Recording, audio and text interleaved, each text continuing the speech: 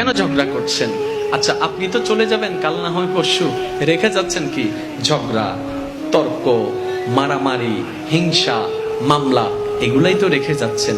এগুলা রেখে যাওয়ার পরে আপনাকে কে কয়জনে ভালো বলবে? আপনার কবর তো কেউ জিয়ারত করারও সুযোগ পাবে না, সময় পাবে না। এই দুনিয়া তো এত বাটপার, এই দুনিয়া তো এত প্রতারক, এই দুনিয়া তো এত নাফরমান, যতক্ষণ দিতে পারে বাবা বলার কোনো শেষ নাই। একটু যদি দেওয়া বন্ধ করে চোখ উল্টাইতে দ্বিধাবোধ করে না। কিন্তু বড় আফসোসের বিষয়, সেই দুনিয়াকে পাওয়ার জন্য আপনি আমি কি না করছি, কত কিছুই না করছি।